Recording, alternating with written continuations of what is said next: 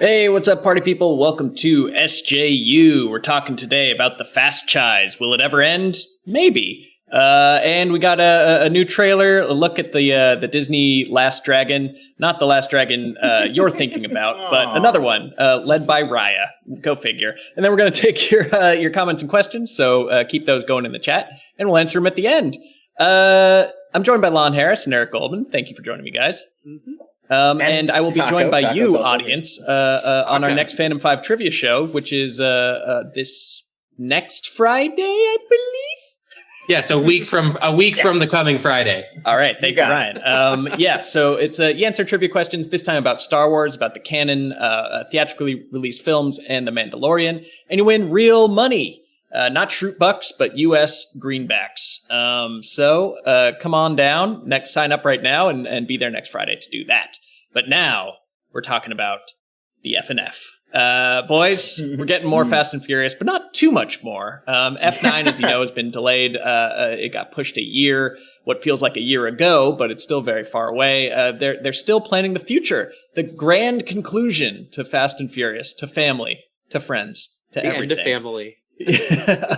Justin Lin is in talks to direct Fast 10 and 11. If I recall, the Diesel was talking about ending this at 10, but I guess there's just too much story to tell, and his ideas for the 10th film will have to be split into two. I imagine it's bringing back everybody you know and love at this point. Jordana Brewster, Ludacris. I could go on, but for some reason, those are the only two I could think of. Got to get Helen Mirren in there again. We got Charlize is coming back. Will they get Eva Mendes back after her little cameo in Fast 5, though? Come on, guys. Come on. Yeah, I think the real question is, Ja Rule? Is Ja Rule going to finally get to make a return to this franchise that he so stupidly spurned back and will his appearance be fire?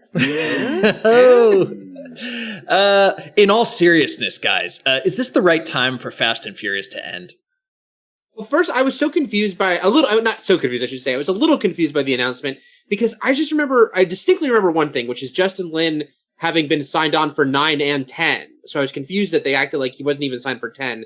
Yeah. The fact that they decided to add one more movie doesn't shock me because that's the thing they pull all the time, right? Like, oh yeah, it was too much story. Because I looked, and Vin Diesel, someone tweeted me this when I was saying I was a little confused here. In February 2016, Vin Diesel was like, 2 decades, 10 films, 1 saga, with the release dates up through 10. Now, of course, coronavirus has changed a lot, and I think the idea was 10 was going to come out on the 20th anniversary of the franchise and end it all. And maybe they're like, hey, we can't make that date, let's do another movie. Why not?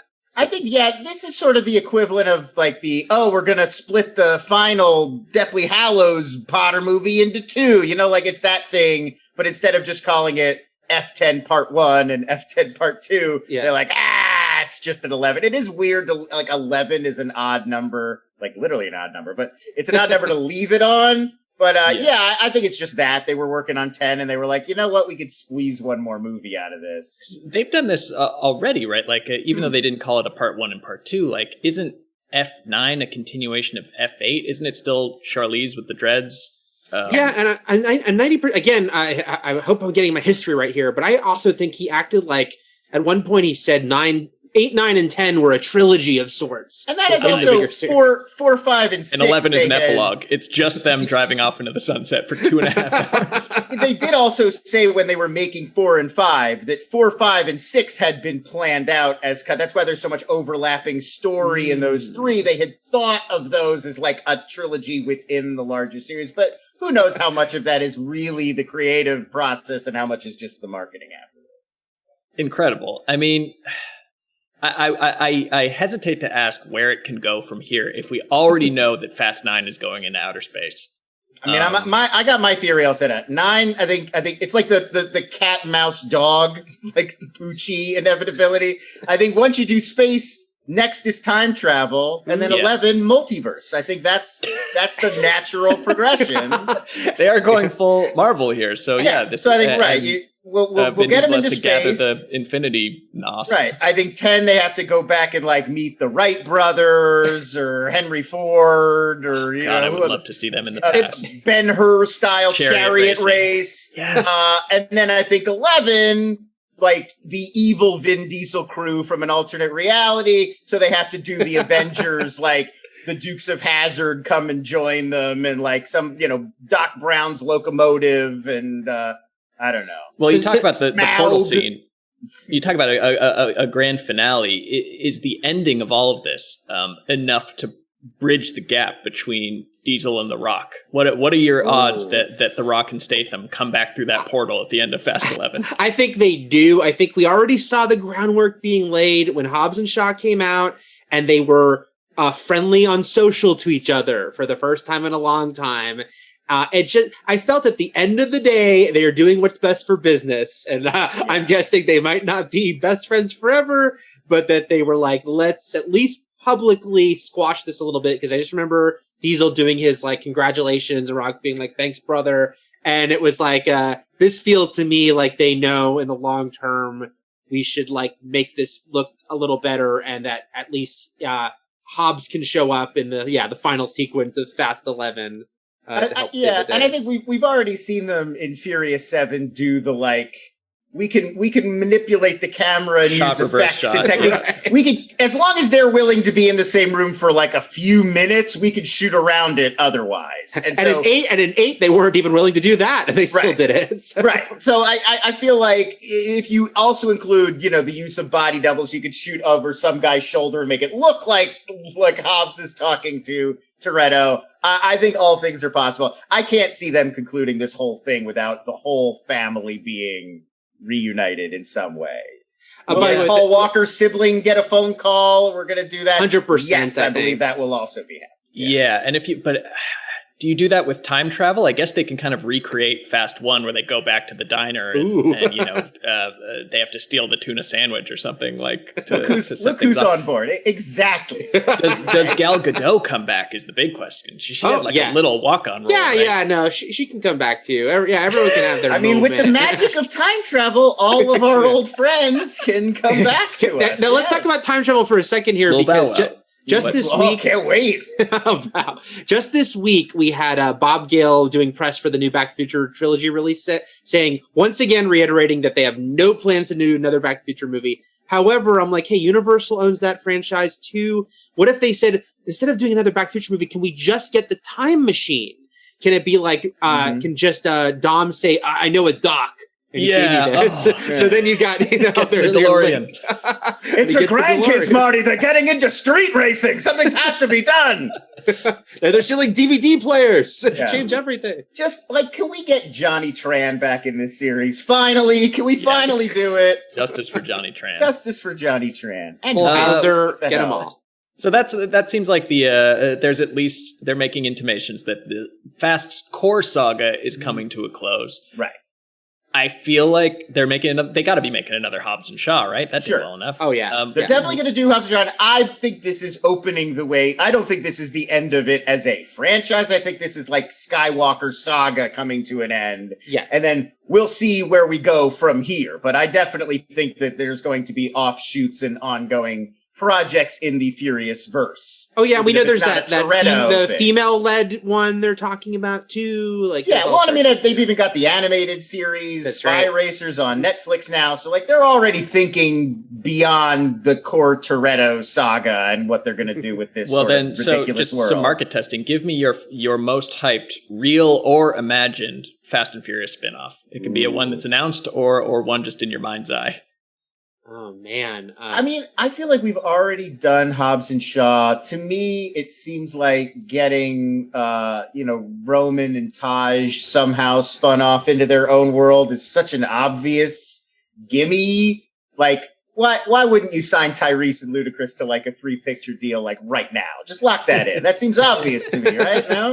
No, I think I was going to say Roman and Tej do feel like an obvious one. I can't remember. Once again, I'm going to say Justice for Eva Mendes' character. And so she can come back. She was introduced in the same movie they were. So have her come back. And she came back in the post-credit scene one. Right. So we could go to Miami and see this whole street racing offshoot thing with her. It's like, she's like an FBI agent, I think, or something? Yes, something like that, Yeah. All right, cool. Well, I would do like like Vin Diesel dies in 11, but his soul gets trapped in a car, and it's like My Mother the Car, but with Vin Diesel. Yes. You could also do a prequel where it's like young Dom Toretto first starting up Race Wars, and like the story of how Race Wars kind of came to be. Like that could be its own offshoot. My father used to cook for the whole block. Oh my God. Come out and get some of the barbecue for my father. Oh my God! Open with finally we get to cast like Papa Toretto. Oh my God, this sounds amazing. And his brother, what's his name? John Cena.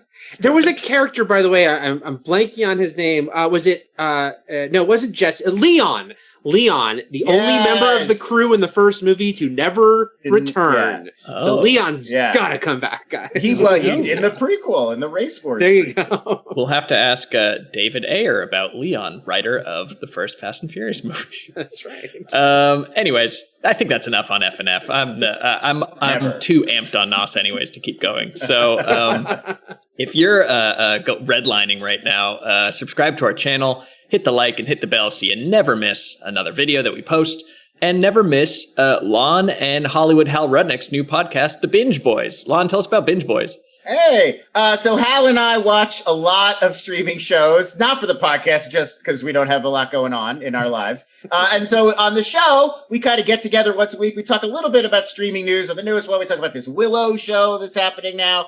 And then we go through whatever we're watching. This week it was this insane Netflix show about Oktoberfest and the origins of Oktoberfest, which were brutal and violent, of course, like everything good that we have in the world. And then we talked a little bit about the Vow finale, and I screamed and ranted about that for a little bit, and The Boys, and all sorts of stuff like that.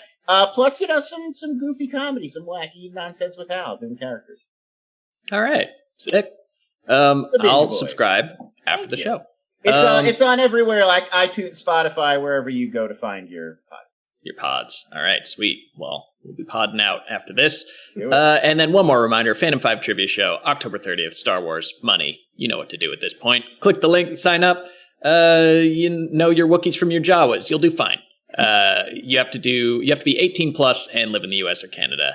Sorry. All right, moving on. Story number 2. Raya, not the celebrity dating service, and The Last Dragon, not by Barry Gordy, is a thing now. Raya the Last Dragon. New Disney movie coming out. Raya and she's the one who's looking for The Last Dragon. Yeah, okay. They're a team. Yeah. Raya, and The Last Dragon. I'll get this right. So this is a trailer for a new Disney animated feature that came out this morning. Release date March 2021. We'll see. It's if you watched it, they say from the studio behind Moana and Frozen, but I don't really know who's actually behind it. It's the same director. I'll look up his name, but it's the Big Hero 6 filmmaker. Nice. All right, cool. The main character, Raya, voiced by Kelly Marie Tran, and plot synopsis: in a land called Kumandra. Potato. Split into 5 different regions, a warrior named Raya searches for the last dragon in the world. Kind of a teaser trailer, gave you like a little bit of the flavor of the film. What do you guys think? So actually, it's funny. I've been actually excited for this movie since D23 Expo last year, where they showed us a bunch of production art and I think a little tiny sliver maybe of animation because it was so early. It's a teaser. It's funny, they don't really show the dragon, who is voiced by Awkwafina. Which is a big part of the movie and the title. So we're getting a little teaser. I did think it was funny. I saw people online saying, the animation looks cheap, which I didn't agree with. I might be biased because I saw all that production stuff at D23, but I feel like there's going to be some big sequences in this movie that they're just not showing you yet as far as like the visual pop of it all. Yeah, I thought it was pretty cool. I think other than the plot being, all I know about is what we're introduced in this teaser, which is really like, I'm an important protector and I have to go find this lost last dragon, it's sort of very generic for like young woman on an adventure. Like, yep, that's Moana again or whatever. But I thought the animation looked great. They're doing a lot of like rain effects in it, and like the atmosphere looked really cool. And it's like a different, it's like a Southeast Asian sort of inspired style, which I haven't really seen Disney tackle specifically before, and looked really cool. Like I would see this. Mm-hmm. Well, I'll take the opposite perspective, not opposite, but I was not as enthralled with this. And I do agree that it's not the animation that looks cheap. It's just she looks very DreamWorksy.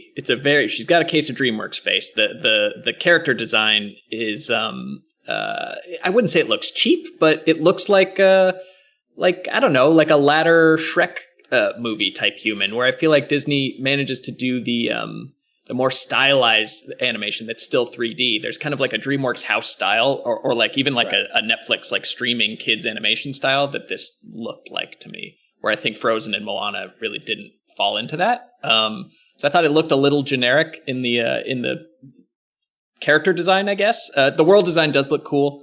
And I just, I'm sorry, I was just biased against it the second I heard Last Dragon, and no Bruce Leroy, no Shogun, no Glow. Where's Show Enough? Yeah. Like, Hope there's at least an Easter egg in there. There's got to be, right? Yeah. I didn't have this complaint, but people on Twitter are saying that she looks too similar to Korra, including her costume. Are they trying to bite the Korra wave? I mean, I don't stuff going on. I don't know if I necessarily see that. Like, they're both in, like, I don't know. I've seen Korra, and I watched this, and I wasn't immediately like, what a Korra ripoff.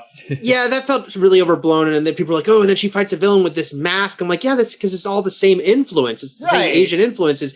And also, the other big thing is, clearly, the only time that she, quote, looks like Korra is going to be the very beginning of the film, because most of the film, she's the adult Raya with the hat and looks completely different. So kind of felt like people were, I don't know, it became like that weird Twitter pile-on that happens. Yeah, I'm that right. won't be an issue when the movie opens. There is sort of that thing where once the word is out that this is how we feel about something, it kind of snowballs naturally, and then everybody wants to sort of pile on, and we may feel totally different about it once it's closer to opening.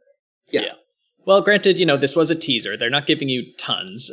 This was just kind of generic adventure template. It's an intro clearly to the story. And like Eric said, you don't even see the dragon. So I will withhold my judgment until I see the movie, or at least another trailer. But it's just kind of like, okay, another kid's Disney movie coming out. I mean, when you tell me the dragon is the sort of the sidekick or the side character for the movie, and it's voiced by Awkwafina, then obviously a lot of the movie's going to revolve around that relationship and that their banter. Like, it will probably depend largely on how you feel about that, as opposed to anything we've seen so far. Yeah. But is it so? Didn't you think it was interesting that they actually put in the trailer March 2021? Because even Warner Brothers did that thing with Tenet, where they had trailers that said coming to theaters or coming soon, but they didn't put any month or date because they knew. So I was actually surprised to see them even put March. Are we thinking that if theaters aren't available, they'll just be like, coming March to Disney Plus? Check it out, guys. It was weird because they doubled it. They said March in theaters. Both the things they put on screen. I was like, but what does Disney know that we don't? Because I feel like the earliest we can expect to have like the nation reopen is like the middle of next year, and just going off the back of the napkin. Like that's if everything goes right. So curious and fascinating. It was an interesting move on their part, but there's been so much like talk about these things moving to Disney Plus, and then like just the unfortunate thing where it was like with Mulan and now Soul, it's like, oh, we've got these movies with like more diversity and characters that aren't white at their center, and then they're going to streaming, and is that sort of diminishing them? And that's an argument to have in itself. If right now that's just the way things are, but with Raya, it's like, are they going to really try to make it for theaters? But again, does that mean we don't end up seeing Raya till spring 2022? Who knows at this point? Yeah. And then is there anything to the Raya cross promotion that this will boost signups for the app where you can date I can only hope they've during that time. Yeah, I'm sure they've already thought about that. I did. Speaking of that, just real quick, I did think it was interesting. You guys saw, I'm sure, like a week or two ago that Coming to America, Paramount sold it to Amazon, so that's going to debut on Amazon now. Along with the deal, they also sold the corporate tie-in marketing promotions. So like Amazon inherits the Crown Royal whiskey tie-in and the McDonald's tie-in deals that had already been set up for Coming to America. Just an interesting thing that's now part of these deals. Oh, wow. It's going to be like an Amazon McDonald's collaboration. McDowell's, yeah. Right. I'm sure it's something McDowell's themed. They better. But they're leaving money on the table. Yeah. All right. Well, we'll talk more about Raya as we learn more. For now, we're going to go into your questions and comments, dual AMA. But just while you get those questions in, anything you want to ask me, Lon, Eric, Ryan, we are going to talk briefly, because we wouldn't otherwise, about the Power Rangers. I guess they're back in Pog form. There's remember the Power Rangers? Jonathan Entwistle, the guy who made End of the Effing World, and I'm Not Okay With This, is leading the next series of screen adaptations. So I guess that means film and television for the Power Rangers. This one guy, this indie filmmaker, is going to oversee and direct film and TV adaptations of Hasbro's popular toy line and TV series, the Power Rangers. That's an interesting choice. Thoughts? I mean, yeah, it's kind of a cool choice. It's like, okay, he's done a lot of teen focused stuff, but certainly very different. I mean, I really loved End of the Effing World. I have not seen On That Okay With This yet. But End of the Effing World was great, but then it's just like, not the person you think about Power Rangers. They must have heard, I was one of those people who enjoyed the 2017 movie, but at the same time, the big complaint was they didn't become the Power Rangers till the final act. There's no way they'll do that again. So it's interesting that they picked a guy from sort of a quote unquote sort of indie feel, like, character-based drama to do this, because they also must have the mandate, but you got to get them in those freaking costumes by the end of the first act. Get them in the Zords. Yeah. I don't know. I mean, it's interesting because there is currently a Nickelodeon Power Rangers kids series that's like Saturday morning, and then they put them on Netflix afterwards. Mm-hmm. So I feel like this might be just because they picked this guy who's sort of aims a little older with a lot of his stuff. It almost feels like they're going to try to have two kinds of Power Rangers media at once. Like the kids focused stuff that is just the monster fighting and the costumes. And then like something for people who are nostalgic for Power Rangers that's maybe a little bit more contemporary and sophisticated. Like I have to feel like that's what they're doing. I don't even know if this guy would be interested in writing classic kids focused Power Rangers. It's so repetitive. Wouldn't that get tiresome after a while? Yeah, and I remember it sounds like they're maybe starting over from scratch, but I remember the last time we heard they were about a movie, it had something to be, it was set in the 90s, but it sounded like it might have been a time travel thing. But you could tell even by doing that, they were obviously leaning into the nostalgia, right? Like, let's directly go to the 90s. So I think you're right. It's like the regular TV show that every year has like a new cast, that's going to continue, aimed at kids and some people who still watch it. Sure. But for any movie that wants to be like a giant blockbuster movie, they realize it has to be both kids and the people that grew up with it. So it's that weird sort of delicate balancing act they have to figure out. Right. Yeah. Yeah, I just thought that they had kind of stuck the landing with that. Was it, you said 2017, Eric? I think that was the year it came out. Yeah. I liked it too, but yeah, it did feel more like, table setting than like a full-on Power Rangers adventure. Yeah, which is why I was excited for them to just continue making theatrical sequels to that, to what they'd established. But hey, what's one more reboot? Yeah. And that was before, I mean, that movie didn't do great. It didn't totally bomb, but it didn't do great. And then after that is when they sold the entire franchise, and Hasbro now owns Power Rangers, not Saban. So I can understand them wanting to kind of start over again. But it's an interesting choice with this guy. We'll see. It makes me think of when Marvel hires like, an indie film director to do something, which has worked out for them a lot. So We'll see. All right. Some questions from the audience. Benzai 10 writes, should Dolly Parton join the MCU?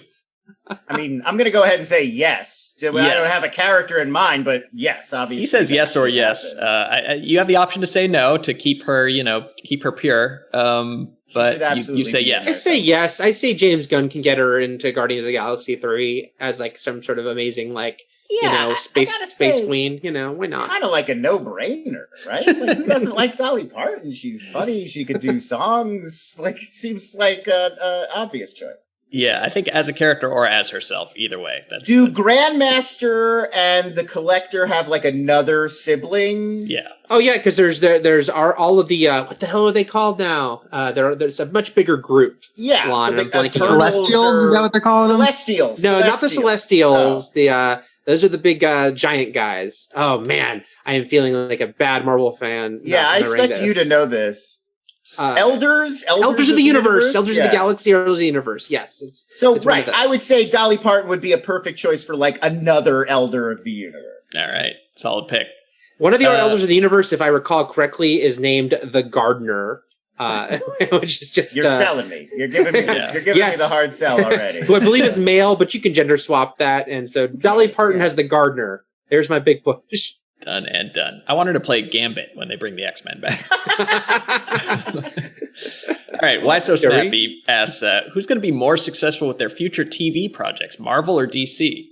I guess to sum up what they've got in the kitchen, there's well, Marvel's got all the Disney Plus stuff, Loki, WandaVision, plus MODOK, animated MODOK, and Hulu's smash hit Hellstrom.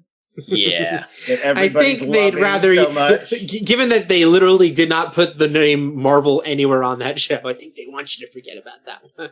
I don't think that's coming. I mean, back. what's coming up? I kind of don't know. So it's everything. The Arrowverse is like kind of wrapping DC, up, right? Yeah, DC. Well, right. No, I mean, there's the Lois and Clark show is going to start soon, and Harley Quinn and Green Lantern show, right? And Doom Patrol is still going, and now they've got HBO Max, where there's going to be a lot of like push to do do kind of development. John Cena Peacemaker show after Suicide. The Green Lantern, and then they've got the J.J. Abrams Justice League Dark, and a bunch of. I mean, I don't know. It's kind of tough to call. Like, I'm probably more personally excited for the DC side, just because I know those comic books in that world better. So we're going to be exploring little avenues of things that I know about, whereas Moon Knight is the only Marvel character getting a show where I'm like, all right, Moon Knight, finally. But it's hard to call. I mean, it's really just your preference. There's so much cool stuff coming out from both IPs. It's fair to say that that DC is ahead on it, maybe, like that they've gotten a head start just in TV and video games, as we see. Marvel has kind of been one good and one bad on their big video game releases lately, compared to how far ahead DC is on it and stuff. So I do think it's fair to say that DC is ahead on being. Yeah, I mean, they had a good run on Netflix. I would say I'm looking forward. I think Marvel will be more successful just because they're making fewer things and there's more quality control on the Disney Plus stuff, unless you count the Snyder Cut cut into 4 episodes as a TV series, in which case miniseries, baby, that goes to DC. Yeah, I feel like Marvel, because the future shows are animated stuff like MODOK aside, the future live action shows are all MCU, so that gives them this instant leg up, and that will be the stuff most talked about. On the other hand, you do have to hand it to DC. Like the Arrowverse, no matter what you think of those shows, is an amazing accomplishment. There are hundreds of hours of television about all these superheroes. Yep. And now going forward, they'll have the HBO Max stuff. Stuff like Peacemaker, I bet will be great and get them attention. So yeah, Marvel will get more just because I think now that it's all MCU and that they can, they'll inevitably have some like crazy cameo by someone we wouldn't expect. Like if they get Chris Evans to show up for one scene in Falcon and Winter Soldier or something like that. So they'll have those moments. So I think they'll win that a little bit, but DC will do just fine, I think, because they'll have a lot of cool stuff. Also, just while we're here, shout out to Doom Patrol. If you're not watching it, it's on HBO Max now, and it's really good. It's like maybe the best comic book show on TV. And the Harley Quinn show we haven't talked about yet. Yeah, so good. I love the Harley Quinn animated series. And honestly, Swamp Thing, which is now they're showing it on CW after I watched it on DC Universe, but that one's really good too. All right, I'm changing my answer. It's DC. DC is gonna take the day. Silver Rain writes, if the Fast franchise would change genres, what genre would you like it to end with? So I guess the finale of Fast and Furious. It already is kind of every genre. Like they're funny, they're dramatic, there's lots of action, they're heists, sci-fi at this point. They are doing movies, heists. It's a crime thing. Well, maybe what's left? Maybe body horror. You were talking about Dom being inside a car. Dom becomes a car. It could be like a Cronenberg thing where it's all horrific. It should be Cronenberg's Crash. Should be the final of the final installment. Hobbs and Shaw already kind of has body horror. Like he's a human Superman, like machine hybrid. Yes. We're already kind of teetering there. Although Dom turns into a car, I'm in. I'm all. Yeah, no, I think you go full Cronenberg erotic car accident fetishist. I mean, I'm going to go ahead and say, to tie into my time travel idea, high fantasy. Like I would love to see a Fast and the Furious. Like Vin Diesel's a huge D&D fan. Yes. Let's bring these worlds together. I want them to have to team up with like a wizard to defeat a dragon. Like, let's go full in. I want to see a horse with Nos with a spoiler. Like Army of Darkness, but Fast and Furious, where they they have time portal and now they're in medieval times and they have to fight some kind of menace. Although him turning into a car thing, now if you've never seen Turbo Teen, Look up Turbo Teen on YouTube, and you'll see Very disturbing. it's a very disturbing 80s animated series where a teenager would physically transform into a car, which what I said introduced a whole generation to body horror. So that's what I see for Dawn. Yeah, there's that weird image of him actually transforming that is like, it's scary. Like it's not fun or whimsical at all. Aaron Netsky asks, what's the creepiest Treehouse of Horror Simpsons episode? Do you have any of those that stuck with you, or segments, I guess? Creepiest. I will say that it's funny, but the image of Flanders as Satan torturing Homer on the donut machine more is it's a funny scene, and Homer being like he's insatiable, as I get it, but that image is kind of disturbing. Like also, if you think about yourself being in a force feeding machine in hell, that would be very unpleasant. I mean, for me, it's the whole Groundskeeper Willie Nightmare on Elm Street. That's what I was going to say. Where they burn him to death. Yeah. The opening, and then he haunts you as a giant accordion, or whatever those things are called, spiders. I'm a big Freddy fan. That was the one that really jumped out to me too. And and then when they keep killing people and serving them to the kids as lunch meat, that one's also pretty gross. You could also say we ate Ooter. He's in our stomachs right now. Okay. Another a very important question, but from D.A. Baracus. Best fried chicken sandwich? He writes that the counter in Beverly Hills is the best I've had, but that's kind of high end.